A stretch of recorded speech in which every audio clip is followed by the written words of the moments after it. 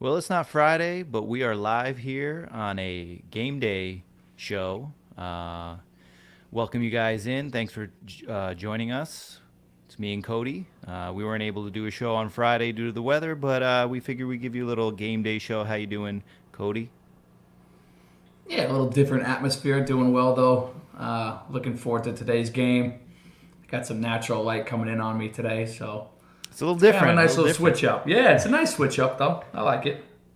Right, right, right. So we'll start with obviously what's been buzzing around the entire week, the injury report.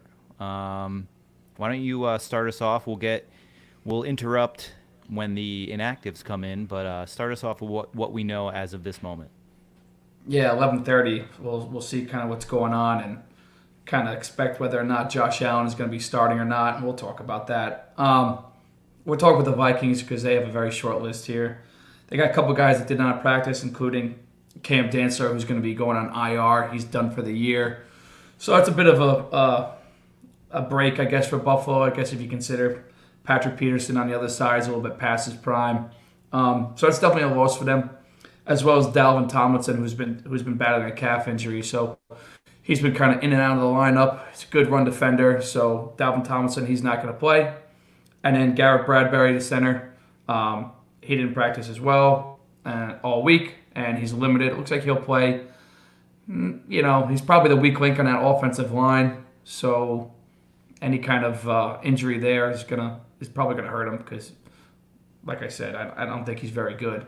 And then Adam Thielen, which he's gonna play. He was limited a couple times this week, but he'll be ready to go. So that's it for the Vikings. Pretty healthy team, especially at this part of the year. Maybe that soft schedule has done them well. Um, Yeah, they really have. They really haven't played anyone notable outside of Philadelphia, and they lost by a couple scores there. So it'll be interesting. Certainly not the, I don't want to say guarantee victory we thought early in the season because I believe I had the Bills drop in this one. But you got three losses between the two teams. But it is Kirk Cousins, and we know the interesting part about it. And we'll get into later, but they've kind of gone the opposite route. They're not really running the ball as much, and look at that, they got some success. But why don't you get into the Bills while we're at it?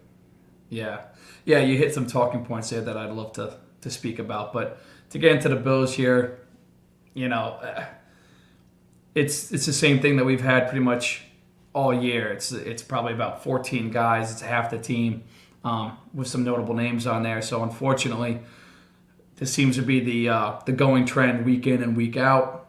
Unfortunately, we needed that bye week at that time, but as you're getting farther into the season, you realize you're only at the halfway point, and we're getting these guys banged up, dinged up, and there's no help on the way. So it's a little bit concerning, obviously, but we'll jump right in. The big question: Josh Allen. You saw Matt Barkley was not called up from the practice squad, so our assumption is that he'll be suiting up and ready to go, at least healthy enough to play. Whether or not he starts, I guess that'll be the big question. And we'll speak about that, especially 11:30 when the inactives come out. He won't be on there, but um, I think that'll probably I'm be our sure big there'll be talking point some today. some some sort of news leaking out as we get closer to kickoff. Yeah. So that's the big question mark, right? Is he healthy enough to play? Now, we don't really know the extent of the injury. I think everything that we've read is a UCL sprain with a mild, small tear. Everything that I've read is 30% is about where they do surgery. I'm hearing it's less than 10%. So if he's playing today, the Bills notoriously keep injured players on the shelf. I would imagine if there was any kind of threat to your franchise quarterback that he would not be playing today. Um, so that's a good sign because the sky was falling all week. Um, but not to get completely into that, let me go through the rest of the injury report. Spencer Brown was back at practice on Friday. He looks a full go, as is Quisenberry. So who starts there? That's up for debate. Going down the line, Stephon Diggs, that was just a rest day. Tremaine Edmonds, he didn't practice all week until Friday. Um, he's got the heel, he's got a calf, he's a little bit banged up. My gut feeling is he'll go. If he doesn't go, I think Terrell Dotson's already shown that he can play at a high level. So, between him and Milano, who's also on the injury report, I would say that, I don't want to call him replaceable, but I think the like for like is definitely better when it comes to Edmonds than it is Milano because you saw what Terrell Bernard did last week, and we can't have that again against Dalvin Cook. So Milano, again, he was full practice on Friday. Dane Jackson, full practice on Friday. Tywan Jones back to not practicing, so he'll be questionable. I think you'll see whether or not he's active in the next 15 minutes here. And Cam Lewis, the same thing. He's still on the injury report, but full practice all week. So they're, I don't know if this is like the New England Patriots where they used to put a cut on the injury report. And I mean, the guy's been on the injury report for 2 months now. So moving right along, Von Miller, did not practice on Wednesday. I'm assuming that's a veteran rest. Mitch Morse, the same thing, that elbow, forearm, but he did practice, so he had to go. And then the two big things, Greg Rousseau and Jordan Poyer, they are out for this game. Poyer is probably one that we expected. I saw pictures of that elbow. It doesn't look like an elbow. Popeye's elbow? Yeah. So I don't really know what the hell's going on there. And then Greg Rousseau, high ankle sprain. That looks like it's probably going to be a few weeks. Right. So, yeah, we're back to that laundry list, your encyclopedia, as you mentioned. So the Bills Yeah, are you know, I'm wounded. taking 5 minutes to talk about injury report. Right. So with that, let's lead into the game. Let's start with the Vikings. Is this team legit? I know their strength of schedule is not the best. They beat up on a lot of subpar quarterbacks. They don't play in a great division. It's interesting that they are head and shoulders above the rest in that division. What are your overlaying thoughts as far as this Vikings team? Well, my overlaying thoughts are they're a solid football team. Um, Starting with Kirk Cousins, he's a middling solid quarterback. He's a three-step drop. Get rid of the ball.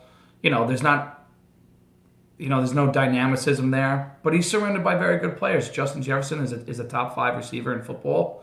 The trade bringing over Hawkinson from Detroit was a fantastic trade, and to not give up a first round pick, it's pretty surprising to me.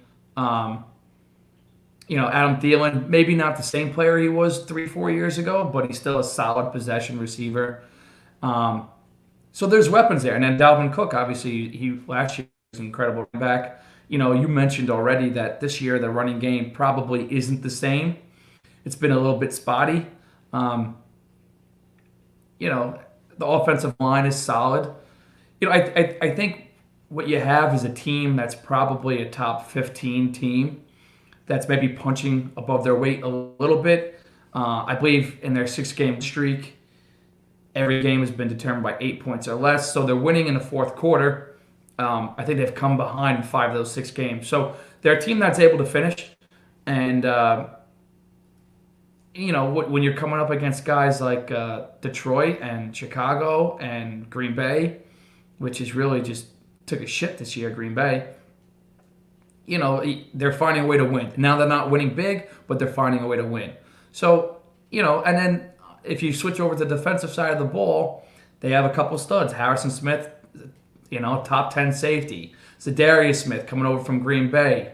Danielle Hunter. The linebackers are good. So I think it's a solid football team that's probably beaten up a little bit on teams that are quite not as good as them. But I don't believe that they're a top 7 or 8 team. Yeah, they've always had an interesting dynamic, and it just seems like Kirk Cousins and the coaching were something that was holding them back. Now, I mean, they got Wade's son, right? He's the coach there, Wade Phillips. I did not know that he was a Yeah. sub. I did not know that. Um, yeah, and I think they've transitioned into an offense that Stephon Diggs probably would have liked to have been around because that was always the biggest thing. You know, they were a run first team, run on first and second down, throw on third down. Kirk Cousins had a handful of primetime games where he was like statistically the worst quarterback in primetime. So they've flipped the script. They've upgraded to a more 2022 style of offense, and they're throwing the ball around to their stud, Justin Jefferson. Adam Thielen has always been a great route runner and possession receiver. And with the addition of Hawkinson, this is a team that utilizes the tight end a lot, and they have in their past. So they got some weapons. And then Dalvin Cook out of the backfield, whether he's taking handoffs or he's taking, having routes outside of that. They've really kind of put it together. But like you said, the competition that's really going to be a measuring stick for this team, and I think the Bills, with or without Allen, is going to allow us to kind of uncover under the potential of this team. I know, they're in the NFC North, so we're not super concerned. But for an NFL as a whole, I think it'll be a good measuring stick for this team. Like I said, with or without Allen, because the Bills, although their defense is nicked up, they're still holding teams under that 20-point threshold. So, are they legit? Are they not? I think they're definitely a playoff team for sure. But are they a notch below Philadelphia, or are we hitting spacebar, spacebar, spacebar, and then the Vikings will remain to be seen. With that said, let's move on to the Bills side. Obviously, we are still wondering if there's going to be a quarterback change. Is Allen going to play? My biggest question would be, does the game plan change for either quarterback? If his elbow is bothering him, are they going to have a different game plan? One that would pertain to both quarterbacks. What are your thoughts on that? I believe the game plan will be different this week. I think you'll see a greater emphasis on that short passing game that we saw probably at the beginning of the year, when Allen getting the ball out much quicker. It seems like the last few weeks we've really kind of, or at least Allen, we ball isn't if whether or not he's just not hitting regressions or not trusting his eyes. It seems like, and this is the Bills' offense, and we love it, but it just seems like he's looking for that downfield throw all the time instead of taking those guys under. And we've been, both you and I have been really campaigning for Knox to get more looks. But when you go through, the charting last week, and I think Stephon Diggs had like 5 receptions, and then everybody else I think no more than 2, maybe 3. And I mean the passing game was at a source to begin with, but I think you have to kind of take a step back.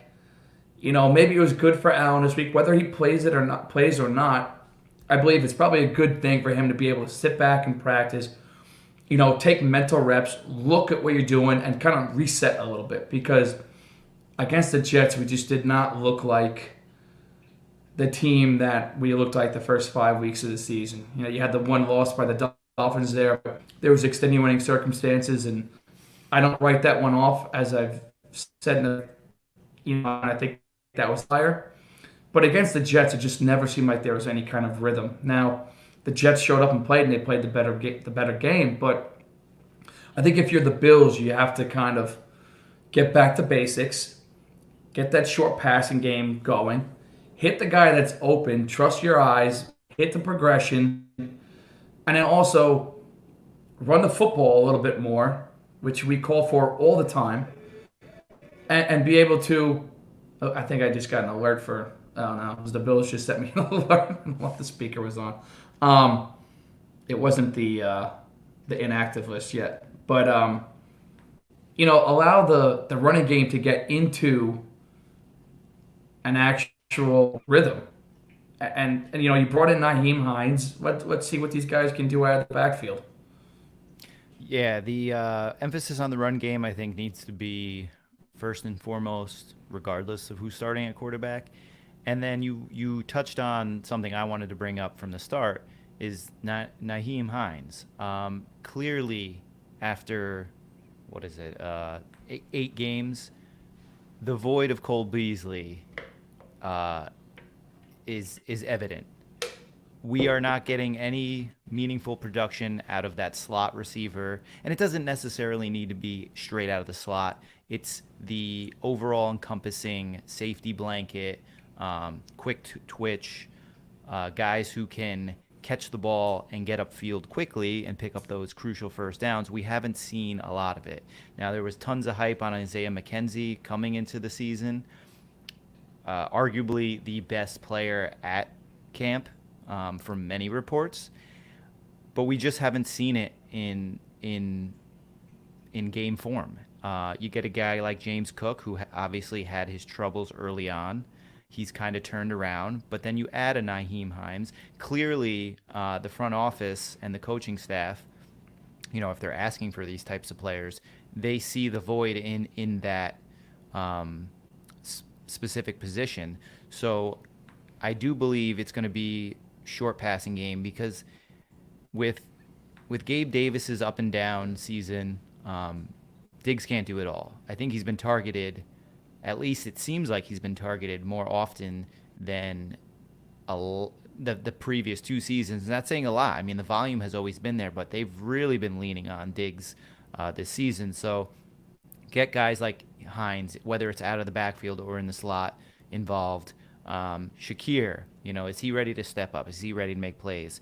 But I just don't think McKenzie is filling that void the way we want. And that'll kind of dovetail into the next question I have for you. How can the Bills get these ancillary pieces more involved on the offense?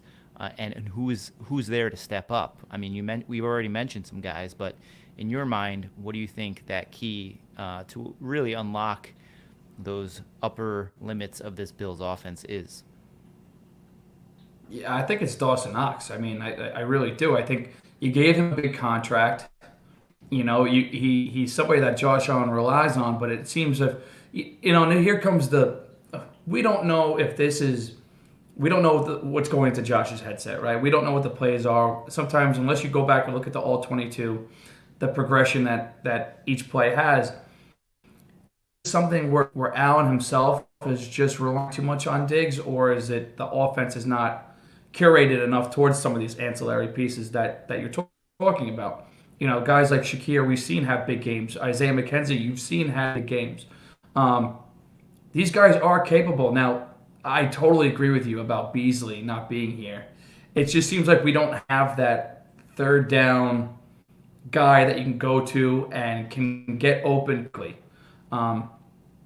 It seems Isaiah McKenzie is good against man coverage, but it's kind of a slower developing play. That big game he had against New England was a lot of plays in space between the linebackers and the secondary. And it's kind of schemed to get him open. We don't have that guy beating the guy straight off the line outside of Stephon Diggs. Gabe Davis is a nice player. And as you said, he's been up and down. He's a great deep threat. His hands have been a little bit suspect the last few weeks, but I expect him to step up. Here's where you're missing, and why fans are clamoring so much for somebody like an Odell Beckham Jr., is to be able to have that guy that can beat press coverage and catch the football. I think what the Bills have to do now is kind of scheme up a couple of these other pieces that we're talking about. And I think that starts with Dawson Knox. He's a big body. He's a mismatch for linebackers. I think he's a mismatch for both, whether a guys. Safety or a linebacker is covering him. I mean, he's bigger than a safety and he's faster than a linebacker. He should be front and center. Agreed. And if you go back to the Jets game, you start off the game with a 42-yard pass, Diggs, great. And then Allen has this just horrible interception where Dawson Knox is open. Just has to hit him with a little bit of touch. I don't know I don't know what's going on here. Like, the 6 quarters with Josh hasn't played well. I have full confidence in him, but he hasn't played well. You have to call it as you see it. That play was there. So can we sit here and go, oh, he needs to get these guys more involved. Is this on the quarterback to get these guys more involved? Yeah, I mean, at the end of the day, he's the I'm one asking taking the you. snap, making the reads, and throwing the ball. Yeah, I'm not. I'm assuming that the concepts with these routes are up to snuff. I mean, this team has been rolling as far as yardage. Yeah, I mean, when you're throwing interceptions like what we saw, that first one was just unexplicable. I mean, the Yeah. the line. I mean, I thought, okay, it must have slipped out of his hand because clearly that linebacker or safety, whatever position, that defender, he had great leverage. I mean, he wasn't trailing. He was on him and he was in front of him. So, like you said, all you had to do is put some air on it, get it over the top, and at worst, it's an incomplete pass. But he just threw it flat. It wasn't even hard. He wasn't even trying to. So I don't know. I mean, you can't miss him. You can't miss the guy. They're wearing white. So it was very That's just a puzzling. play that you don't see happen.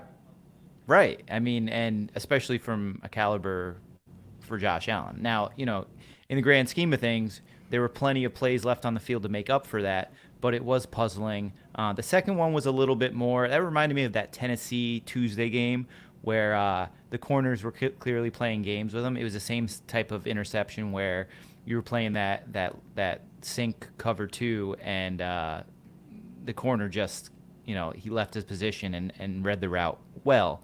But yeah, absolutely, It's got to be on Allen. And when you mention how to get these guys involved, I mean, you got to throw them the ball. They're out there running routes. They're not in max protect. So yeah, you got to look for them. And one thing I wanted to bring up that kind of, I mean, the Bills are turning the ball over more than anyone in the NFL. Like they are dead last when it comes to that. The Vikings are 7-1 when forcing one or more turnovers this season. So basically, they've had a turnover in every game and they've won all but one. So, this is a inflection point. Yeah, well, they've also only beat one football team with a winning record, and that's the Dolphins. Without Tua, I believe, too. Not that Tua is... I still don't believe in Tua, to be honest with you. I don't. I just don't. But I think he's improved, but not to go on a tangent.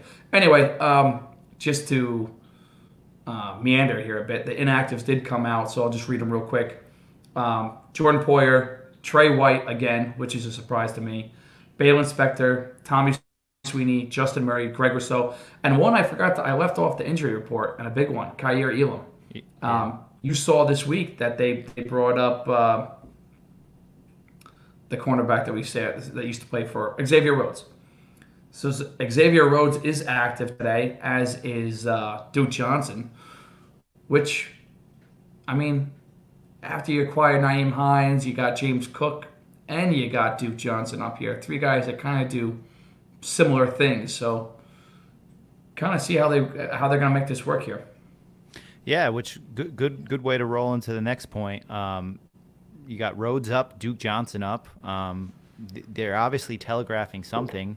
Rhodes makes more sense when you don't have Tre'Davious White out there, but let's speak on the Duke Johnson. I mean, I've been clamoring for him for a while. Why not give him a shot? He's made hay in the league, but when you have two other guys who do similar stuff, or two other guys plus, he seems maybe a hybrid between the two styles. What do you see with having four guys up?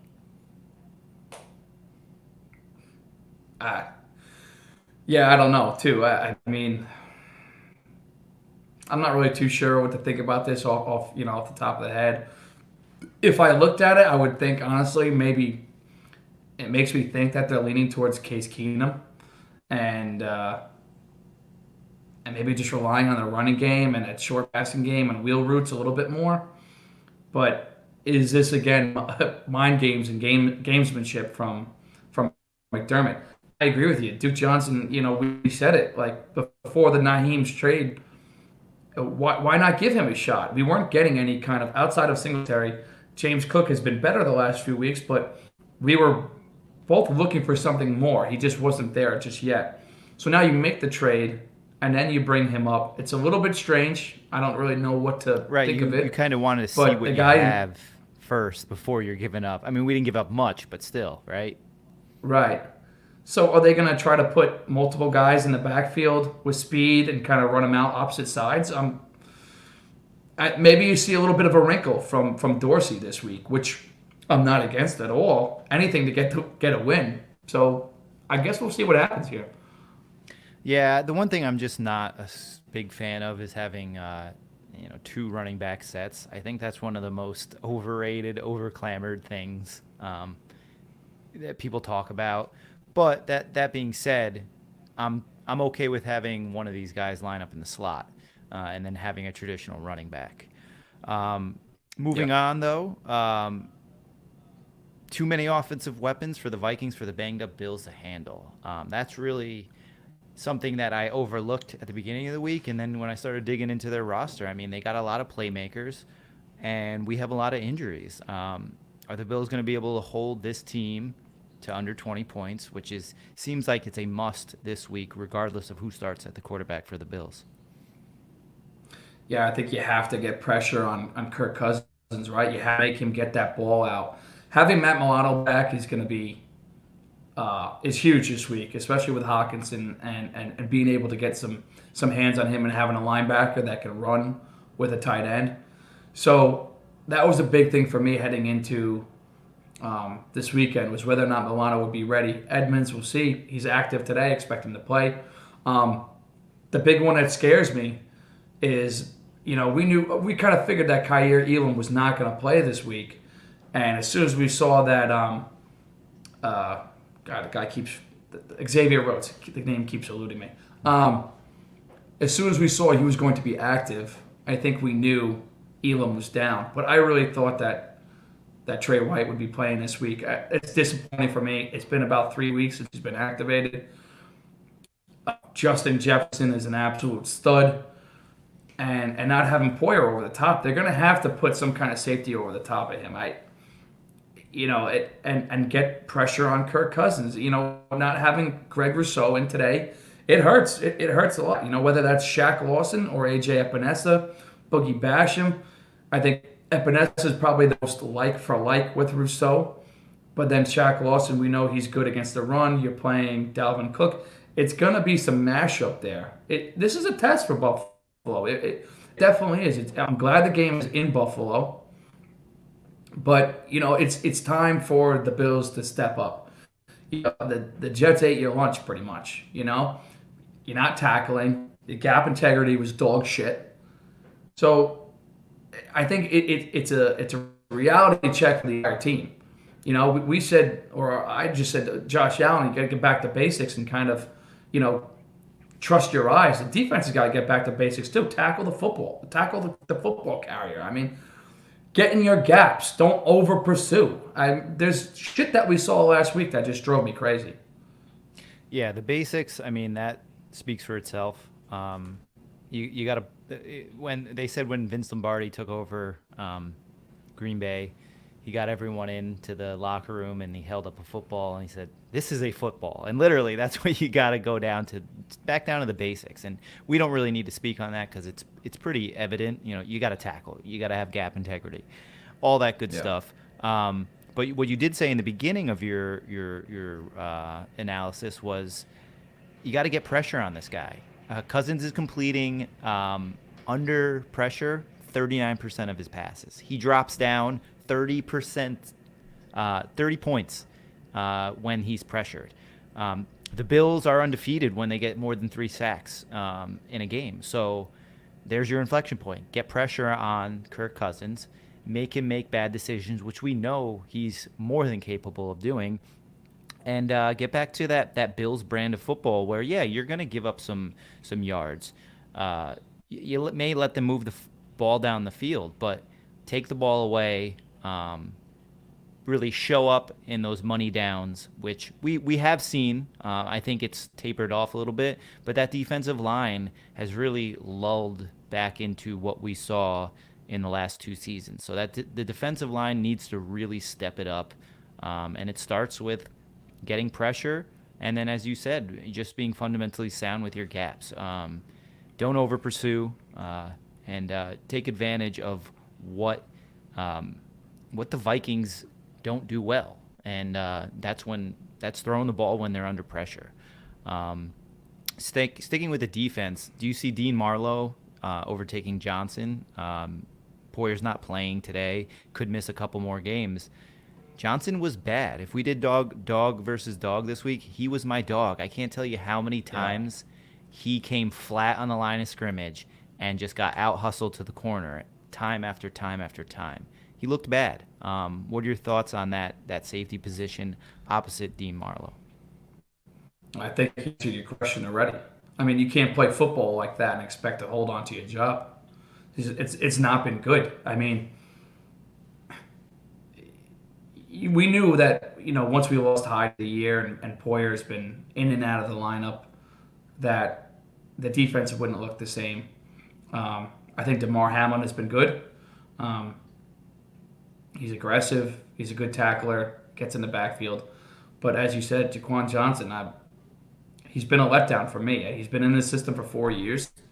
Um, I kind of figured that he would be ready to take that role. I kind of thought he was a fringe starter behind those guys. That when he left this league, that he would get money someplace else. But right now, he's not showing it. And they brought in Dean Marlowe, somebody that knew the system, was here for 3 years. They're getting him acclimated. And if he keeps playing this way, I wouldn't be surprised if you saw Marlowe on the field, getting at least a percentage of snaps and see how he produces. Real quick, I just got a text, a tweet from Adam Schefter that says that Josh Allen was not seen on pregame warmups. So read into that all you want. The interesting thing is a lot of times when players aren't going to be active, or they're not going to play, they do an extended warm up to kind of get their bodies into that routine. So who knows? I mean, I always hate the gamesmanship, and it seems like there's been tons of it. So I don't know. Who knows? The sad part is, No, is we I'm hate not it. quite right. Right. I'm not too sure if it makes a difference. I mean, if Allen is banged up and he's not been playing his best football, is that any better than the unseen Case-Keenum? So I don't know how to read it, regardless of what they're doing down there. But while we're still on the defense, and we'll kind of sum it up at the end, if we get any other information, but long-term concerns with his run defense. Their first 6 games, it was great, top of the league. They were number one for a while. Last 2 games, not good at all. What's the blame? Are you going injuries, scheme, personnel? What do you got on that? I'm not going to go scheme. I think that we know what the Bills play. They're the same week in and week out. There's not too much to say about it. I think that having guys go in and out of the lineup doesn't help. But as we just spoke about, there's been the missed tackles. There's been failed gap integrity. There's been poor pursuit angles. There's a lot of guys are just not playing up to capacity. And when that happens, this is the NFL. Whether you're playing the New York Jets or you're playing the Jacksonville Jaguars or a team that's lesser, everybody gets paid. You have to do your job. There's no magical fairy dust that Leslie Frazier put all over us and say, oh, this is what we didn't do last week.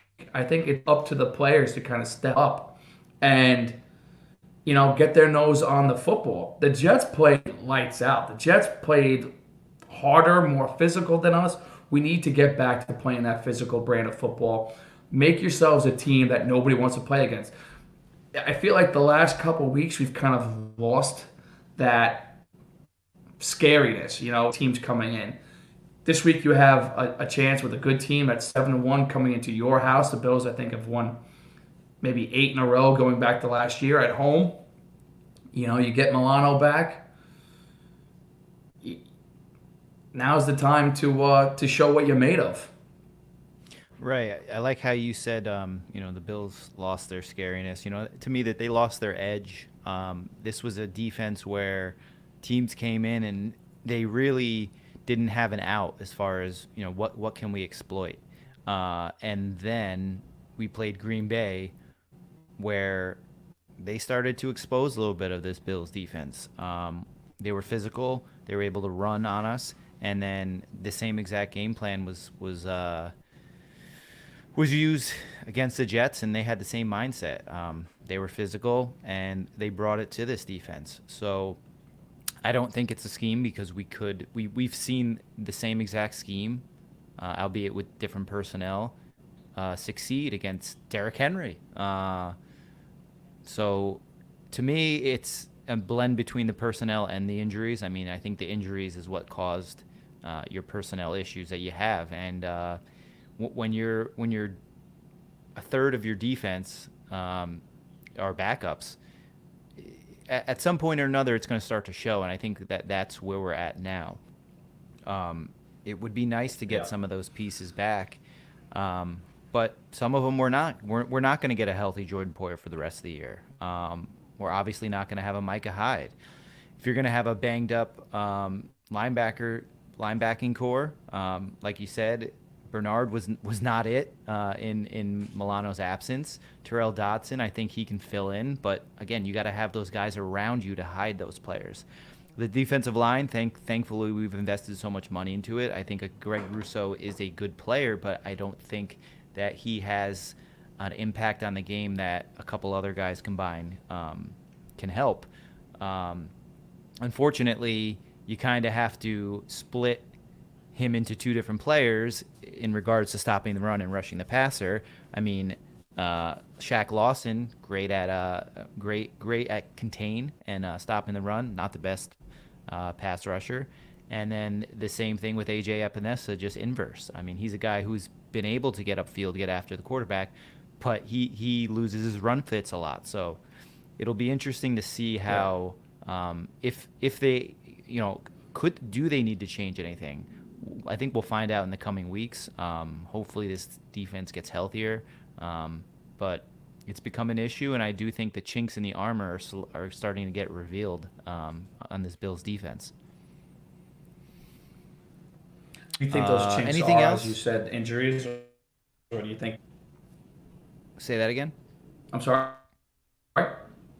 No, I said say that again. Oh, I was saying, do you think those chinks in the armor are the injuries? I do, I think because we're are losing our. we're just a little lagging behind. But anyway, before we get out of here, let's get a score prediction. I'll go first. I did have Minnesota winning this game just in one of those oddball performances. And you know what? I'm going to stick with it. I don't know. I don't know who's going to be this. I mean, none of us know who the starting quarterback is going to be.